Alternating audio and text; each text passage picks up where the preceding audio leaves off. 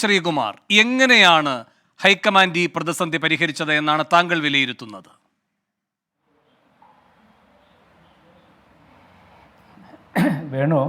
വേണുവിൻ്റെ തുടക്കത്തിൽ പറഞ്ഞ കാര്യങ്ങൾ കേട്ടാൽ ഇത് കേൾക്കുന്ന കോൺഗ്രസ്സുകാർക്കൊരു ഞെട്ടൽ സംഭവിക്കും.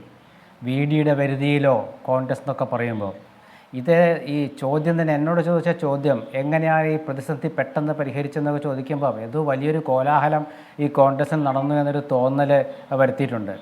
പക്ഷേ ഒരു ചെറിയ പ്രശ്നമുണ്ട് എന്നുള്ളത് സത്യമാണ്, ഇല്ലെന്ന് പറയുന്നില്ല. കാരണം വയനാട് നടന്ന എക്സിക്യൂട്ടീവ് ക്യാമ്പ്, കോൺഗ്രസിൻ്റെ എക്സിക്യൂട്ടീവ് ക്യാമ്പ് എന്നൊക്കെ പറഞ്ഞാൽ ആദ്യമായിട്ടുണ്ട്, രണ്ടാമത്തെ ക്യാമ്പ് നടക്കുന്നത്. ആ എക്സിക്യൂട്ടീവ് ക്യാമ്പിലെ തീരുമാനങ്ങൾ നടപ്പാക്കാനായിട്ട് VD സതീശനോട് AICCയുടെ ഭാരവാഹികളായ KC വേണുഗോപാലും ദീപാദാസ് മുൻഷിയും നിർദ്ദേശിച്ചിരുന്നു. അത് KPCC പ്രസിഡൻ്റ് അറിവോടെയൊക്കെ തന്നെയാണ്, അതൊരു രഹസ്യ തീരുമാനമല്ല. പക്ഷേ പിന്നീട് അതൊരു വാട്സപ്പ് ഗ്രൂപ്പ് ഉണ്ടാക്കി. ആ വാട്സപ്പ് ഗ്രൂപ്പിൽ ചില സന്ദേശങ്ങളൊക്കെ വന്നപ്പോൾ കോൺഗ്രസ്സിലെ ചില നേതാക്കൾക്ക് അവരുടെ അധികാരത്തിന് മേൽ മറ്റൊരു ശക്തി വരുന്നു എന്നൊരു ശങ്ക വന്നു. അതിൽ നിന്ന് ഉടലെടുത്ത, ആ സംശയത്തിൽ നിന്ന് ഉടലെടുത്ത ഒരു കാര്യമാണത്.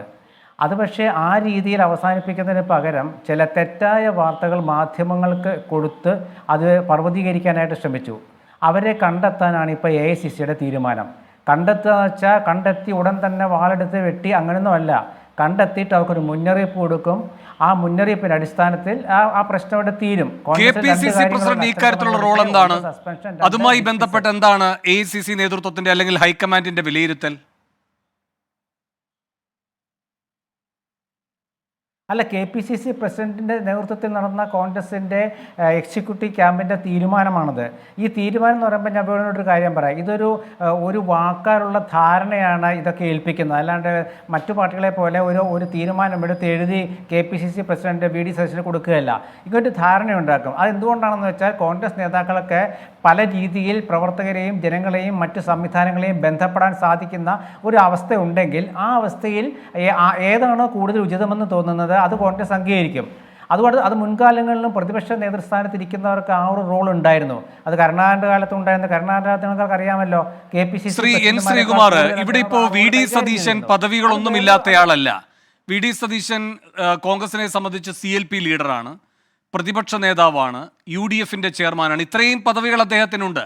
അതുകൂടാതെ ഈ മിഷൻ 2025 അദ്ദേഹം തന്നെ നിർവഹിച്ചാലേ ഫലപ്രദമാകൂ എന്നെങ്ങനെയാണ് ഒരു പാർട്ടി കരുതുന്നത്? ഇപ്പോൾ നിർണായകമായ കഴിഞ്ഞ നിയമസഭാ തെരഞ്ഞെടുപ്പിന്റെ ഘട്ടത്തിൽ ഉമ്മൻചാണ്ടിക്ക് ഒരു പ്രധാനപ്പെട്ട പദവി കൊടുക്കുകയുണ്ടായി കേന്ദ്ര നേതൃത്വം ഇടപെട്ട്. ഉമ്മൻചാണ്ടി അതുവരെ ഒരു പദവിയും ഏറ്റെടുക്കുന്നുണ്ടായിരുന്നില്ല. ആ ഘട്ടത്തിലാണ് അതുമായി ബന്ധപ്പെട്ട ഒരു പ്രധാന ചുമതലയിലേക്ക് ഉമ്മൻചാണ്ടിയെ നിയോഗിക്കുന്നത്. ഉമ്മൻചാണ്ടി ഇപ്പോൾ പദവികളില്ലാതിരിക്കുന്നു. ഉമ്മൻചാണ്ടിയുടെ പ്രവർത്തന പാരമ്പര്യം എന്ന് പറയുന്നത് തെളിയിക്കപ്പെട്ടൊരു ചരിത്രമാണ്. ഇതെല്ലാം വെച്ചുകൊണ്ട് അത് ഒരു പദവിയായി നൽകുമ്പോൾ, ഒരു ചുമതലയായി നൽകുമ്പോൾ എല്ലാ തരത്തിലും പാർട്ടിയുടെ പ്രവർത്തകർ മുതൽ നേതാക്കന്മാർ ഒന്നടങ്കം അത് മനസ്സാ സ്വീകരിക്കുകയാണ്. അങ്ങനെ സ്വീകരിക്കാതിരിക്കുന്നു ഒരു തീരുമാനം കൊണ്ട് എങ്കിൽ അതിൽ സതീശനും പരിശോധിക്കേണ്ട ഘടകങ്ങളില്ലേ? അല്ല, വേണു എങ്ങനെ മനസ്സിലാക്കിയത്? അതായത് അങ്ങനെ സംഭവം ഇല്ലല്ലോ. കാരണം ചില നേതാക്കൾക്കിടയിലാണ്. VD സതീശനെ കേരളത്തിലെ എല്ലാ കോൺഗ്രസിൻ്റെ പ്രവർത്തകരും അതുപോലെ മധ്യനിര നേതാക്കളും അംഗീകരിക്കുന്നുണ്ട്, ജനങ്ങൾ അംഗീകരിക്കുന്നുണ്ട്. പക്ഷേ ചില രണ്ടാം നിരയിലുള്ള ചില നേതാക്കൾ, ചില KPCCയുടെ നേതാക്കൾക്ക് അതിൽ ചില തർക്കം ഉണ്ടായിരുന്നു. അതിൻ്റെ കാരണം ഇതാണ്. ഞാൻ ഒരു ഉദാഹരണം പറയും. ഇപ്പോൾ ഒരു ജില്ലയിലെ ഒരു KPCC ജനറൽ സെക്രട്ടറിയുടെ ചുമതലയായിരിക്കും. ആ KPCC ജനറൽ സെക്രട്ടറിയേക്കാൾ ആ ജില്ലയുടെ മേൽനോട്ടം വഹിക്കാൻ ഉചിതനായ ഒരാൾ ഒരു പ്രമുഖനായ നേതാവാണെന്ന് വെച്ചാൽ ആ നേതാവിൻ്റെ ചാർജ് കൊടുക്കും. അതിൻ്റെ കാരണം എന്താണെന്ന് വെച്ചാൽ, ഇപ്പോൾ ഉദാഹരണം കാണാൻ പോകുന്ന പാലക്കാടും ചേലക്കരയാണ്. മുമ്പ് പാലത്തൂർ സംഭവിച്ചത് അതാണ്. കാരണം ഉത്തരവാദിത്വം ഏറ്റെടുത്ത KPCC ഭാരവാഹികൾ ഉണ്ടായിരുന്നില്ല. KPCC ഭാരവാഹികൾക്ക് ഒരു സ്ഥാനം ഏൽപ്പിക്കുമ്പോൾ അതിൻ്റെ പരിപൂർണ്ണ ഉത്തരവാദിത്വം അവർക്ക് വേണം. അങ്ങനെ ഉത്തരവാദിത്വം ഇല്ലാതെ പെരുമാറിയ ഒരു ഘട്ടം ശ്രീകുമാർ, ഇപ്പൊ ഈ മിഷൻ 2025 തദ്ദേശ തെരഞ്ഞെടുപ്പുമായി ബന്ധപ്പെട്ടാണല്ലോ. അതിന് മുൻപ് നടക്കേണ്ടതാണല്ലോ നിർണായകമായ 2 ഉപതെരഞ്ഞെടുപ്പുകൾ, സംസ്ഥാന നിയമസഭയിലേക്ക്, പിന്നെ ലോക്സഭാ ഉപതെരഞ്ഞെടുപ്പും. വയനാടിന്റെ കാര്യം പോട്ടെ. ഈ പാലക്കാട് നിയോജക മണ്ഡലത്തിന്റെ ചുമതല ഇപ്പോൾ KPCC അധ്യക്ഷൻ KPCC general secretary BA Abdul മുത്തലിബിനും V ബാബുരാജിനും നൽകിയിരിക്കുന്നു. Chelakkara KPCC vice president VP Sajeendran, general secretary PM Niyas എന്നിവർക്കാണ് ചുമതല നൽകിയിരിക്കുന്നത്. ഇവര് വിചാരിച്ചാൽ നടപ്പാകുമോ, അതോ അതിനും സതീശന്റെ ഒരു മിഷൻ വരേണ്ടി വരുമോ? അങ്ങനെ വിലയിരുത്തലുണ്ടോ? അവർക്ക് ചുമതലയാണ്.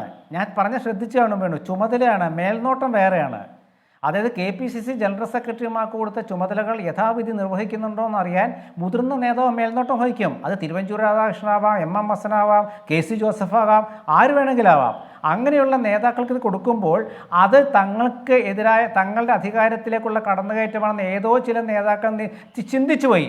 അവരുടെ ഒരു എന്താ പറയുക, അവരുടെ ഒരു തെറ്റിദ്ധാരണ മൂലം ഉണ്ടായ ഒരു പ്രശ്നമാണ് ഇപ്പോൾ സംഭവിച്ചത്. കാരണം തെറ്റായ വാർത്തകൾ വന്നു, ശരിയായ വാർത്തകൾ വന്നോട്ടെ കുഴപ്പമില്ല. കാരണം കോൺഗ്രസിനുള്ളിൽ നടക്കുന്ന ശരിയായ വാർത്തയും തെറ്റായ വാർത്തയും ഒക്കെ നമ്മെ സംബന്ധിച്ചത് ഒരു പുതിയ അനുഭവമൊന്നുമല്ല. അതുകൊണ്ട് തന്നെ അതുമായി ബന്ധപ്പെട്ട കാര്യത്തിൽ ഒരുപാട് ഗൗരവത്തോടെ നാം ആലോചിക്കേണ്ടതുമില്ല.